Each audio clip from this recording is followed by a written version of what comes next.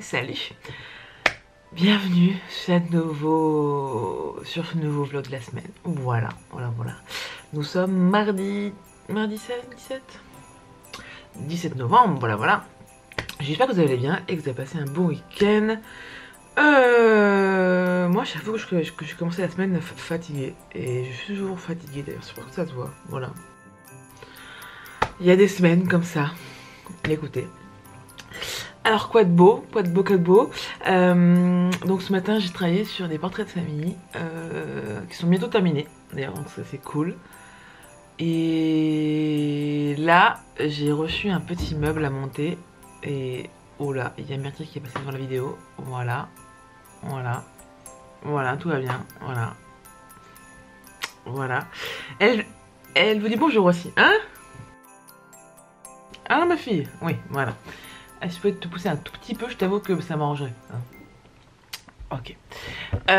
Donc j'ai reçu un petit meuble qui est une desserte sur roulette pour y ranger ma pile à lire. Voilà. Donc je vais monter ça avec vous.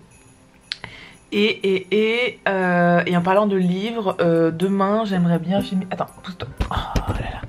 Demain, j'aimerais bien filmer ma vidéo de pile à lire pour le Cold Winter Challenge. Je ne l'ai encore jamais fait et donc du coup j'avais très envie de la... Ah putain merde. Pardon. Voilà, c'est bien comme ça. Donc voilà, donc je disais le Cold Winter Challenge, je ne l'ai encore jamais fait et du coup j'ai très envie de participer cette année et du coup je vais faire une petite vidéo dédiée à ça. Putain. Oh, ça commence bien. Bref, alors, bon, allez, on va monter le meuble et on parlera plus tard parce que là, c'est n'importe quoi, hein? Hein? Ouais. C'est parti.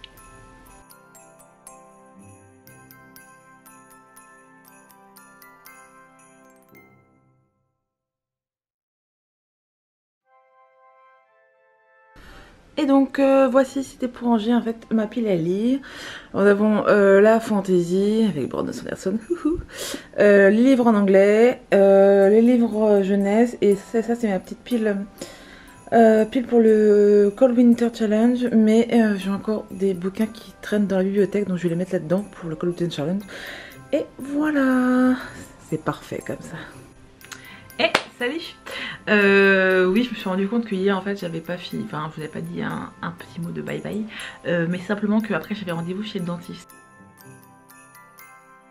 Voilà, donc j'étais pas hyper wouhou. Voilà, donc du coup nous sommes mardi 18 novembre, voilà. Je vais aller déjeuner puisque nous sommes vers midi, voilà. Donc ce matin, qu'est-ce qui s'est passé? J'ai eu un rendez-vous pro via vidéoconférence, du coup c'est très chouette, plein de beaux projets qui vont arriver, j'espère, voilà. Et j'ai filmé ma vidéo sur ma pile à lire du Cold Winter Challenge, voilà. Et en fait, je voulais vous prendre aussi parce que j'ai une copine qui habite à 5-10 minutes à pied de chez moi. Et on a fait un petit troc. C'est-à-dire qu'elle avait fait un peu trop de pâtisserie, donc je lui ai proposé que on s'échange des pâtisseries à elle contre un pins à moi, voilà. Et je vais vous montrer ce qu'elle m'a apporté. Elle m'a apporté deux petites tartelettes framboises et crumble qui ont l'air juste incroyables. Et du pain, alors par contre je me souviens plus ce qu'elle m'a dit comme pain, mais c'est un peu bizarre quand même, non? Voilà, donc j'ai aussi testé ça et le troc c'est trop bien. Donc là je suis en train de faire le montage de ma vidéo Cold Winter Challenge, donc c'est ma demi-pile à lire. Et bah voilà, c'est en cours et je dois vous avouer que j'ai découvert comment mettre des gifs dans les vidéos. Donc à mon avis... je vais en mettre quelques-uns, j'espère que ça va pas trop vous saouler, mais en tout cas moi ça m'amuse énormément.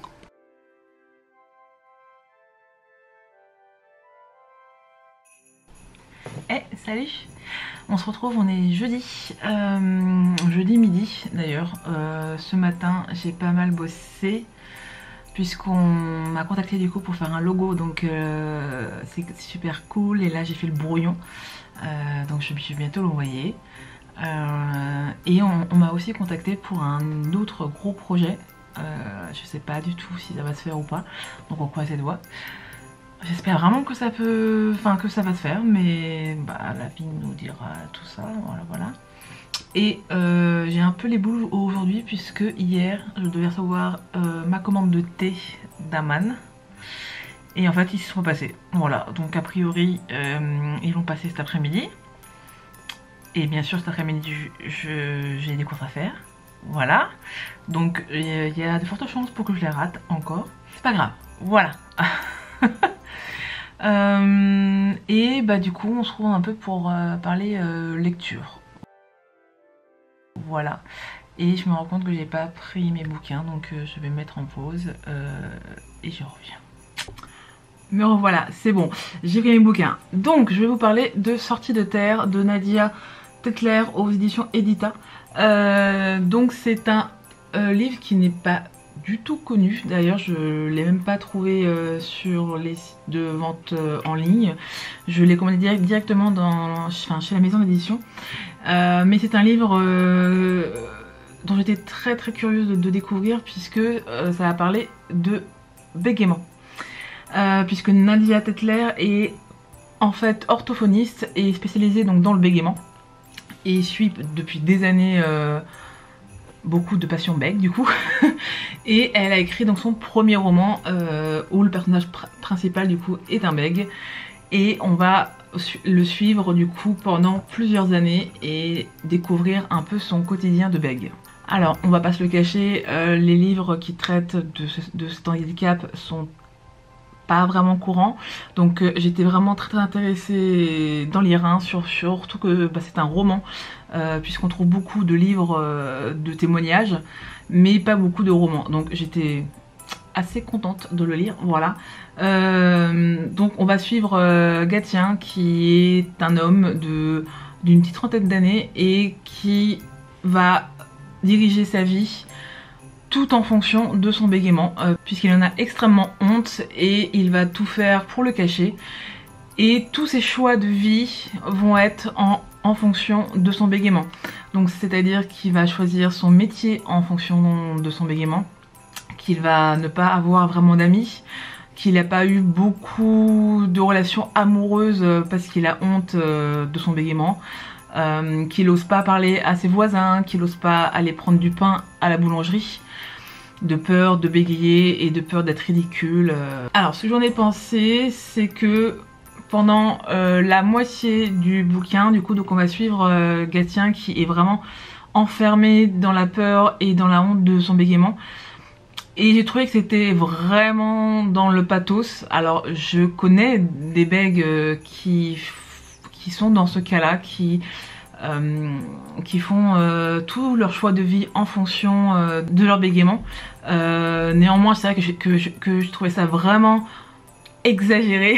Il y a des passages qui vont vraiment loin, donc à mon goût, mais je pense qu'elle a voulu vraiment accentuer le fait que cet homme s'enferme en fait dans sa peur, et qu'il s'interdit de faire des choses qui lui font plaisir, tout simplement parce qu'il a peur de la réaction des autres et qu'il a honte d'être comme il est. Et dans la deuxième partie du livre, Gatien va commencer à être suivi par une orthophoniste spécialisée dans le bégaiement, et donc il va peu à peu faire des exercices pour essayer de se réapproprier sa vie et d'essayer de parler aux gens en fait, et de faire enfin les choses qui lui font plaisir. Ça a fait assez écho à ma vie en fait, puisque lorsque j'ai rencontré mon orthophoniste, c'est vrai qu'on a beaucoup travaillé donc sur les mêmes exercices en fait qu'il y a dans ce livre, et ça m'a donné vraiment un sentiment de liberté et surtout plus de contrôle sur moi. Alors je n'ai jamais été dans le cas extrême de Gatien, puisque mon bégaiement ne m'a jamais empêché de faire les études que je voulais, ne m'a jamais empêché d'avoir des amis, d'avoir des petits copains, d'être heureuse en fait. Mais c'est vrai qu'il y avait des choses que je ne faisais pas, comme par exemple je ne téléphonais pas, parce que pour moi j'en avais une peur bleue, c'était vraiment mon ennemi extrême. C'est vrai que j'osais pas trop parler en public, mais néanmoins j'en étais pas donc au même stade que en fait Gatien qui s'interdit pratiquement tout en fait. Donc je dirais que c'est un bon roman, j'ai passé un très bon moment, je me suis reconnue aussi dans certaines situations. Et je pense que ça peut être intéressant aussi pour les personnes non bègues de se mettre un peu à la place donc d'un bègue et de vivre un peu toutes ces peurs et en fait tous ces blocages que l'on ressent donc au quotidien. Parce qu'il y a certains bègues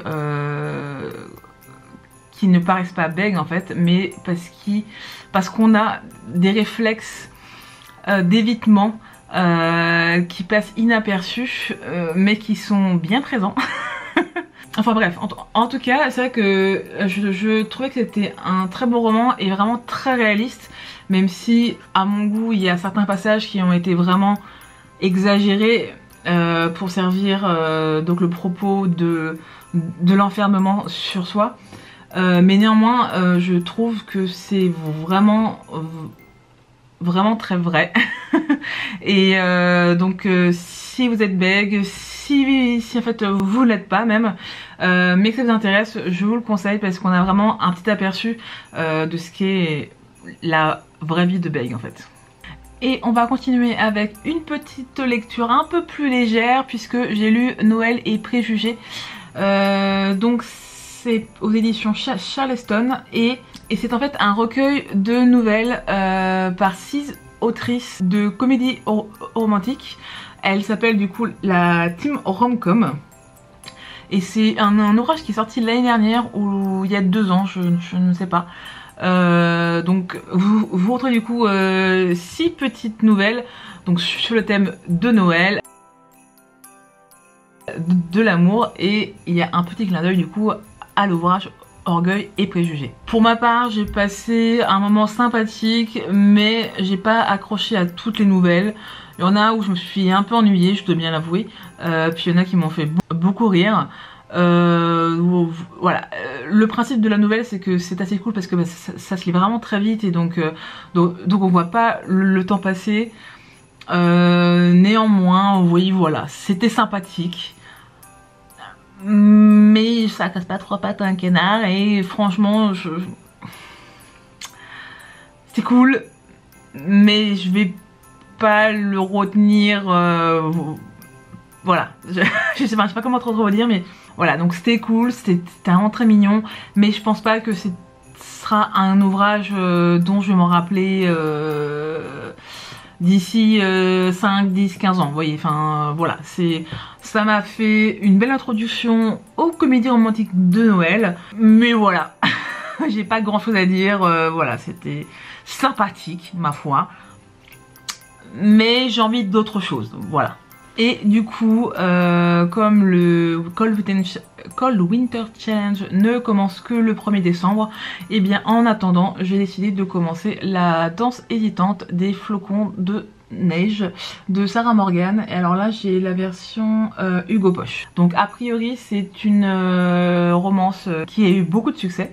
Donc j'ai hâte de la commencer. J'ai pas lu en fait trop la 4e de couverture parce que j'ai envie de me faire porter par l'histoire tout simplement, voilà.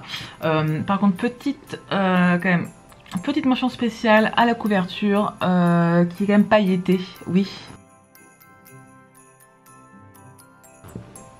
Alors, je sais pas si ça va vraiment rendre en caméra et pas du tout parce que tu fais pas le focus. Mais bref, croyez-moi, il y a des petites paillettes sur la couverture. Voilà, je sais que c'est pas un détail hyper intéressant, mais n'empêche que ça fait toujours plaisir, voilà. Donc je vous en parlerai un peu plus lorsque je vais commencer parce que je ne l'ai pas du tout ouvert. Et a priori c'est... Ah oui, c'est le premier tome d'une trilogie, alors je ne sais pas si les tomes se suivent ou est-ce que ça fait partie d'une même série. Voilà, donc on verra bien, mais en tout cas, voici ma prochaine lecture. Bon, j'ai enfin reçu ma commande d'Aman, pardon, pour le thé. Je suis trop contente. Alors, Myrtille, tu vois pas que tu caches un peu? Non, je t'en fous. Bon. Alors pour cette histoire, j'ai fait une grosse commande parce que Myrtille. Je disais, j'ai fait une grosse commande puisque les frais de port étaient offerts à partir de 35 € je crois. Donc je vais déballer ça avec vous. Enfin ça c'est si mademoiselle Myrtille veut bien se pousser un tout petit peu. Voilà. Ouh alors déjà, ils m'ont offert 2 petits sachets. Tisane des merveilles et le thé week-end à Paris. Cool. C'est toujours ça. Alors... ouh, ben, par contre c'est vraiment très bien emballé, c'est plutôt cool. Je vais me dépêcher. Ouf, ça c'est mon thé préféré. Coquelicot gourmand. Alors, pour information, sur le site d'Aman et puis même dans leur boutique, vous pouvez choisir entre soit prendre le thé en sachet, dans un emballage papier, ou alors le thé dans une petite boîte. Et comme c'est mon thé préféré, mais que j'ai perdu la boîte, et j'ai pris le thé et la boîte en même temps, et je suis trop contente. Donc c'est le Coquelicot gourmand, il est génial, c'est ma senteur préférée. Oh bah ils m'ont aussi mis ça, Noël à Saint-Pétersbourg. J'ai pris aussi deux thés que je connaissais pas du tout, mais écoutez, on va tenter. Alors ça ceci c'est une boîte rose, bon ma foi je préfère les boîtes noires mais bref. Et c'est Carcadet Passion Framboise. Oui. Et j'en ai un autre dedans. Oh oui, celui-là c'est le Rooibos Carrot Cake. Et pour le coup, ça, du coup, bah voilà, là c'était le sachet papier. Donc j'ai pris le pomme d'amour puisque j'ai déjà la boîte en métal, du coup je n'aurais plus qu'à transvaser dedans. Et j'aime aussi beaucoup celui-là, Coquelicot gourmand et pomme d'amour, ce sont mes 2 thés préférés.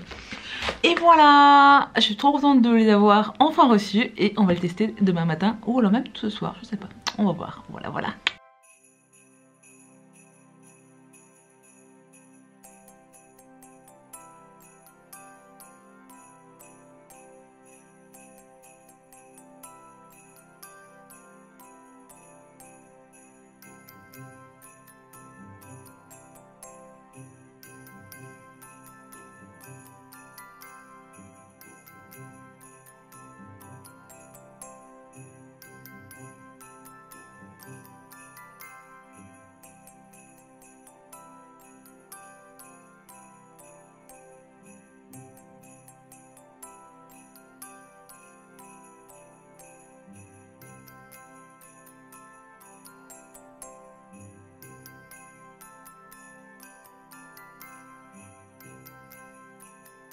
Et on se retrouve, nous sommes le vendredi matin. Oui, c'est presque le week-end. Enfin, bah tout de suite, puisque nous sommes 10 h. Donc c'est encore le matin, donc il y a encore une longue journée devant nous, n'est-ce pas? Alors petite chose un peu chiante, c'est que ce matin, je me suis levée à 5 h. Voilà, parce que j'arrivais plus à dormir. C'est juste trop bien. Et du coup, je me suis dit, bah quitte à être debout, autant prendre un petit peu de temps pour moi. Et du coup, de 5 h à 10 h du matin, comme vous avez pu le voir, j'ai tricoté et j'ai bouquiné en même temps. Voilà. Donc je vais vous montrer un peu mon encours tricot parce qu'il a un poil avancé quand même. Donc j'ai commencé à faire la manche, oui. Alors je ne sais pas si c'est que moi, les manches c'est un peu le truc le plus chiant à tricoter, hein, on est bien d'accord. Surtout qu'il y en a 2, hein. Mais bref, donc j'ai commencé enfin ma petite manche. Et du coup, comme je vous disais la semaine dernière, j'ai coupé en 2 ma grosse pelote pour en faire 2 petites pelotes pareilles. Et comme ça, du coup, je vais tricoter jusqu'à ce qu'il n'y ait plus de laine dans ma petite pelote. Et normalement, j'espère que la manche ira jusqu'au bout. Donc on verra. Donc, je sais pas si vous avez dit, mais je tricote toujours sur des circulaires. Donc moi, c'est la marque Iaya. Et du coup je fais la technique du Magic Loop. Et le truc de cool c'est que comme ce sont des manches tout simples, donc au jersey, du coup j'ai plus qu'à tricoter en point droit non stop en rond. et c'est l'occasion parfaite de tricoter en lisant en même temps. Alors moi par contre je n'arrive pas du tout à tricoter avec un vrai bouquin, avec des vraies pages, parce que ça tient pas. Je sais pas vous comment vous faites, mais en tout cas moi je comprends pas. Et du coup j'ai ressorti le Kindle et je me suis téléchargé La vie est belle et drôle à la fois de Clarisse Sabar, pardon. Et c'est aux éditions Charleston. Pardon. Voilà, ça c'est fait. Et je pense qu'il est sorti il y a 2-3 ans déjà. Je l'avais jamais lu et c'est une bonne petite comédie de Noël. Alors vous imaginez bien que depuis 5 h du matin, je l'ai commencé et terminé. Donc je vais pouvoir vous en parler dès à présent, voilà, parce que bah, tant qu'on y est. Donc pour la petite histoire, on va suivre Lena, qui est designer de motifs de décoration, qui vit à Nice, et elle reçoit un email de sa maman lui demandant de venir passer Noël dans la maison familiale et qu'elle a quelque chose à lui annoncer. Donc Lena, bien sûr, qui n'aime pas du tout Noël, va se sentir un peu obligée d'y aller. Donc elle débarque chez sa maman avec son frère Tom et sa nièce Violette. Et ils se rendent vite compte en fait que la maman a pris la poudre d'escampette et les a laissés tout seuls dans la maison familiale. On va aussi rencontrer la grand-mère qui est, je dois dire, haute en couleur, qui est très rigolote et que j'ai adoré, ainsi que l'oncle curé qui est aussi très très chouette, moi j'ai trouvé. Et tout ça donc dans un décor donc très très noëlesque, hein, dans un petit chalet à la montagne avec plein de neige. C'était super cool, j'ai passé un très très bon moment. Donc au menu nous avons donc Noël, une histoire d'amour quand même, hein, mais pas non plus si présente que ça, puisque le sujet principal va être la famille. Donc là forcément va y avoir des disputes, des secrets, des petits mensonges. Ça va être très rocambolesque, mais ça marche bien. Je dois dire que ça remplit complètement sa fonction de petite comédie de Noël, parce que de 1, bah, c'est pendant les fêtes de Noël, check.